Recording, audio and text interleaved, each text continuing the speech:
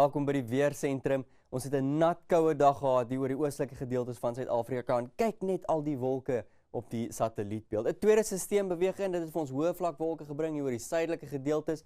Nou die koue front bring vir ons dan reën oornag na môreoggend toe daar oor die Wes-Kaap, terwyl dit begin opklaar hier in die oostelike gedeeltes. So dit bly baie koud, maar ons verwag nie meer enige reën in die ooste nie. Môreoggend nog 'n paar druppels oor die sentrale gedeeltes en dan 'n volgende koue front bring vir ons nog reën in die Wes-Kaap. En die reën lyk 'n bietjie swaarder. Nou daar's 'n waakheid vir swaar reën en dit is dan nou oor die tweede koue front so na die namiddag tot aand se kant toe waar ons bietjie swaarder reën verwag en dan bring dit vir ons moontlik 50 mm binne 24 uur.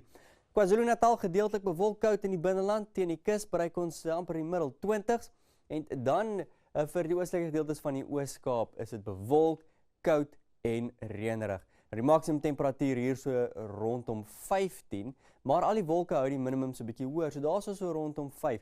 Graafrenet 16 grade Celsius vir 'n maksimum, Beaufort Wes 'n maksimum van 18 en hier ook bewolk met reën.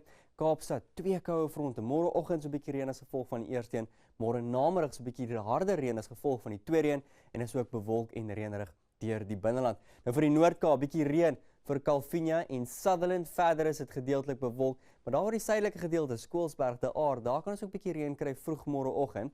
Dieselfde geld hier oor die Vrystaat waar dit baie koud is, Bloemfontein 13, Bethlehem 9. En ons kan ook aan mis kry deur die omgewing, so ligte reën met die mis plek. Nou vir Noordwes bietjie warmer, hier is so rondom 20 grade Celsius, geen reën wat verwag word nie.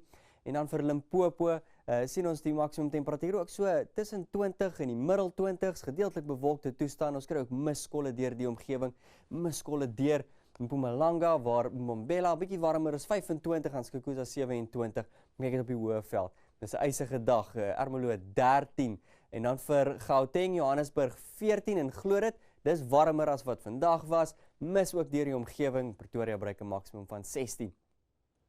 Nou vir Namibië se suidelike gedeeltes is dit sonnig, 'n temperatuur tussen die middel tot hoër 20s, wind ook bereik 27 en dan in die noorde is ons weer nader aan 30 by Oshakati bo 30 grade Celsius en dan baie sonskyn deur die omgewing. Noordweste wind oor die westelike gedeeltes van Suid-Afrika is taamlik winderig oor 'n groot gedeelte van die land, Johannesburg 20 km/h.